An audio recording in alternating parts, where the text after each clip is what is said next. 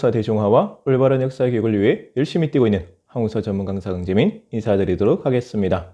오늘은 지난주에 이어서 장보고와 함께 신라말을 대표하는 아주 유명한 인물이죠. 바로 최치원 선생에 대해서 한번 알아보도록 하겠습니다.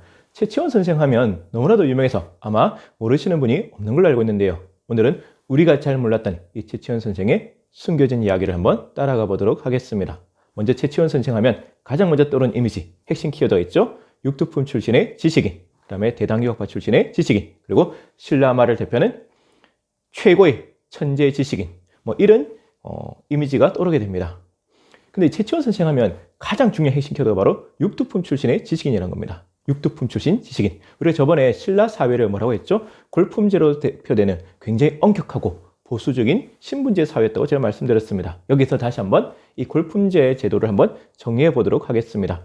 이제 골품제는 골제와 두품제로 나누게 되죠. 이 골제는 다시 성골과 진골 같은 왕족들과 그 다음에 육두품, 오두품, 사두품 같은 일반 귀족들로 분류됩니다. 그중에서 육두품은 일반 귀족들 중에서는 굉장히 높은 귀족이죠. 특히 이 최치원 선생의 가문은 경주 최씨 가문인데 육두품 중에서는 최고의 이런 명문 귀족 가문이라고 할 수 있겠습니다. 그런데도 불구하고 이 육두품이라는 신분적 한계 때문에 승진에는 많은 제약이 있었습니다.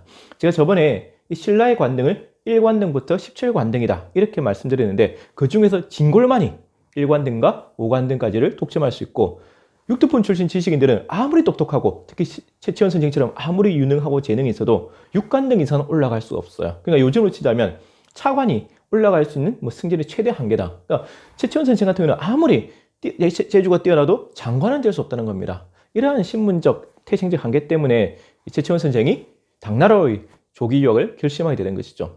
최치원 선생이 당나라로 조기 유학 같은 그 시절이 딱 12살입니다. 요즘 초등학교 5학년이죠. 그래서 이 당나라 유학 같은 이유가 바로 이 신라의 유리천장을 깨고 싶었던 것이죠. 마치 저번에 우리가 배웠던 장보고랑 굉장히 비슷하지 않습니까? 물론 신분은 최치원 선생이 훨씬 더 높지만 이 장보고도 자신의 이 신분적 한계, 이 유리천장을 깨기 위해서 당나라로 떠나지 않습니까? 굉장히 비슷합니다. 왜냐하면 이 당나라는 신라보다는 훨씬 더 개방적이고 또 유연하고 또 외국인들한테 기회가 많이 열려졌습니다. 예를 들어서 빈공진사시라고 해서 외국인들을 위한 특별 채용 시험도 있었던 것이죠.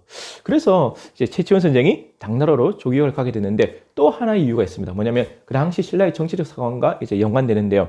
그 당시 신라 왕실은 육두품과 굉장히 밀접한 관련을 맺고 있었습니다. 왜냐하면 왕권을 강하고 진골 귀족들의 힘을 약화시키고 견제시키기 위해서 육두품 출신의 지식인, 특히 대당유학파 출신의 지식인들의 도움이 굉장히 필요했던 것이죠. 그래서 이제 정책적으로, 의도적으로 육두품 출신 지식인들을 가까이 두게 되고 육두품 출신 지식인 입장에서는 왕실과 결탁하면서 또한 신분적 상승을 노릴 수 있기 때문에 어제 보면 이 신라 왕실과 육두품의 이해관계가 맞아떨어졌다. 윈윈할 수 있는 굉장히 좋은 위치에 있었던 것이죠. 그래서 그 당시 신라 왕실에서는 이 유능하고 재주 있는 육두품 출신 지식인들을 어릴 때부터 유학을 보냅니다. 솔직히. 그래서 정책적으로 유학을 보내야 되는데 요즘 치자면 국비 유학 좀 되겠죠. 그러다 보니 경쟁이 굉장히 치열했고 지원자가 넘쳐났겠죠. 그래서 일종의 자격시험, 선발시험도 있었을 걸로 추정되고 있습니다. 물론 사례는 없지만. 근데 이 최치원 선생이 12살 그 어린 나이에 이 국비 장학생에 선발됐다는 것 자체가 그 엄청난 정말 천재, 영재였던 걸 알 수 있는 것이죠. 근데 12살이면 굉장히 어린 나이지 않습니까? 지금도 초등학교 5학년이 굉장히 어린 나이인데 문제는 부모도 없이 홀홀 단신으로 당나라 유학길을 떠났다는 겁니다. 그러니까 부모님이 굉장히 엄격한데 특히 아버지가 뭐라고 하냐면 솔직히 부모님 입장에서는 혼자서 애를 이렇게 유학을 보내든 걱정이 앞서지 않습니까? 근데 걱정하는 말은 없고 이렇게 얘기합니다. 네가 만약 10년 안에 급제하지 못한다면 너는 내 아들이 아니다. 이렇게 얘기를 하는 겁니다. 10년 안에 급제하지 못하면 너는 내 아들이 아니다. 정말 엄하신 아버지입니다. 그래서 이제 최치원 선생이 넘어가는데 솔직히 요즘도 우리가 이 조기 유학의 폐해를 뉴스를 통해서 많이 접하지 않습니까? 너무 어린 나이에 이제 유학을 가게 되면 현재 적응하지 못하고 그러다 보니까 향수병도 없고 외롭고 하다가 방황하게 되고 그러다 심지어는 술이나 마약 이런 데 도박에 빠지게 되고 이런 안타까운 뉴스를 가끔 접하게 되는데 최치원 선생 역시 남달랐습니다.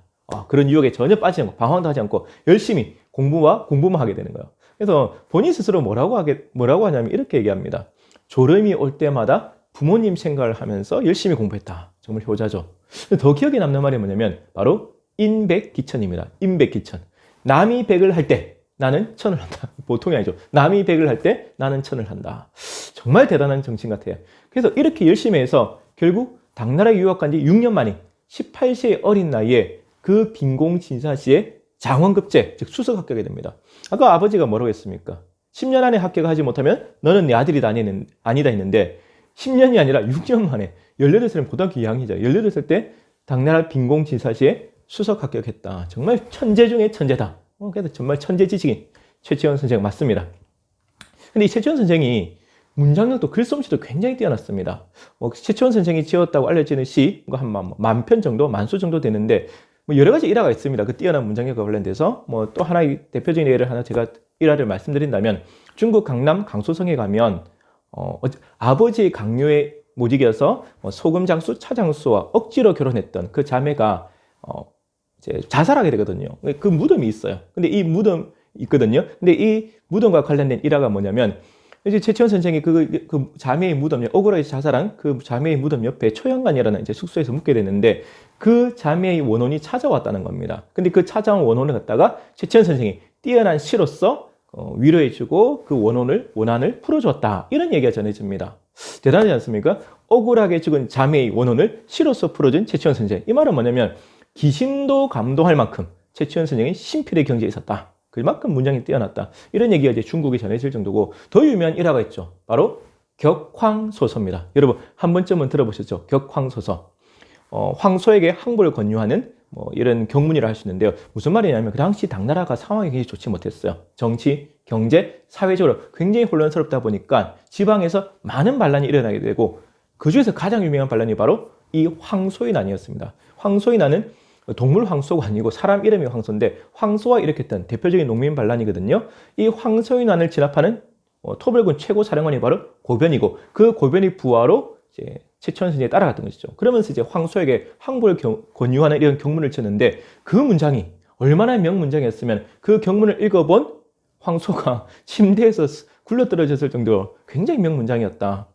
근데 문제는 뭐냐면 이러한 격황소설을 통해서 황소를 간담을 선언했지만 결국에는 고변이 이 황소의 난을 진압하지 못했고 그러면서 황제의 신임을 잃게 되고 그러니까 실에 빠지게 되니까 도교에 빠져서 폐인의 생활을 하게 됩니다.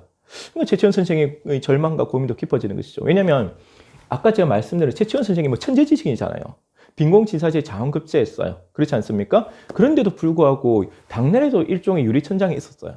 크게 성공하지는 못했습니다. 수석 합격자임에도 불구하고 그 당시 최치원 선생이 가지고 있었던 관직이 뭐냐면 요즘 치면 국어공무원, 말단 관직이었던 것이죠. 솔직히 성이 차지 않는 겁니다. 그래서 일종의 특별 승진 시험을 준비하고 있었는데 그게 바로 황소의 난이 일어나게 되면서 취소되고 무산되니까 굉장히 안타까웠겠죠. 그래서 이제 고변의 부하로 들어가서 고변과 함께 황소의 난을 진압하게 된다면 정치적 활로를 몰식할 수 있겠다 이런 생각을 했는데 고변이 황소의 난도 진압하지 못하고 폐인처럼 살고 그건 자기도 이제 끈떨어져 버렸잖아요. 그러니까 이제 최치원 선생의 고민이 깊어집니다. 계속 어떻게 해야 되지? 그러고 있는데 최치원 선생의 동생이 당나라에 사신을 오게 됩니다. 그러면서 이제 고민을 하게 되는 것이죠. 저번에 장보고랑 너무 비슷한 길이에요.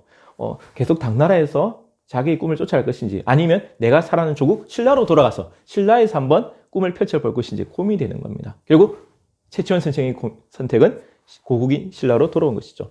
아마 신라에 대한 그리움도 있었을 겁니다. 향수병도 있었을 것이고 또 신라에 간다면 내 꿈을 펼칠 수 있는 그런 기대도 있었겠죠. 왜냐하면 그 당시 신라 왕실이 솔직히 최치원 선생을 적극적으로 러브콜합니다. 당시 왕이 헌강왕인데 아까 말씀대로 신라 왕실 입장에서는 그 당시 신라가 솔직히 왕권이 땅에 떨어지고 귀족들의 힘이 세지면서 굉장히 어려운 상황이지 않습니까? 그런 상황 속에서 왕권을 강하고 귀족들의 힘을 약화시키고 이래서 정치를 안정시키기 위해서는 이런 최치원 같은 대당 유학파 출신의 굉장히 유능한 육두품 출신 지식인들의 도움이 필요했던 것이죠. 그래서 적극적으로 러브콜을 했고 그래서 이제 최치원 선생이 돌아오게 되는 상황이 된 것이죠.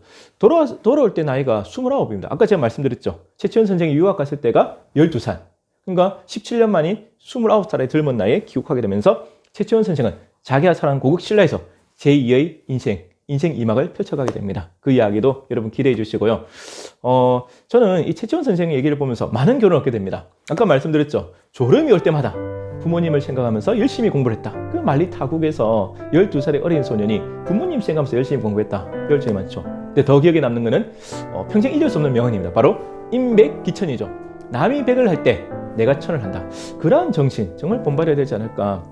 우리도 지금 주위에 열심히 하는 분들은 많거든요. 나름대로 자기의 꿈과 목표가 있고 그 꿈과 목표를 이루기 위해서 열심히 하는 분은 많은데 단순히 열심히 한다고 성공하는 거 아니거든요. 정말 이 임백기천의 정신, 남보다 100배는 더 열심히 한다는 그러한 열정이 있을 때 내 혼과 내 모든 것을, 내 영혼을 불태울 만큼 그 정도의 열정을 쏟아부어야 우리의 꿈에 좀 더 가까이 다가갈 수 있지 않을까라는 생각을 하게 됩니다.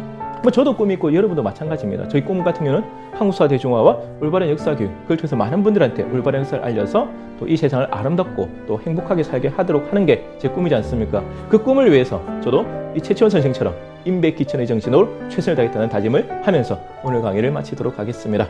여러분, 제가 항상 여러분께 드리는 말씀 있죠? 뭡니까? 여러분들의 응원과 격려가 제게는 가장 큰 힘이 된다는 사실입니다. 앞으로도 많이 시청해 주시고 또 구독해 주시고 알려주시길 부탁드리겠습니다. 저도 초심을 잃지 않고 끝까지 최선을 다하도록 하겠습니다. 자, 항상 건강하시고 행복하십시오. 지금까지 한국사 전문 강사 강재미였습니다. 감사합니다.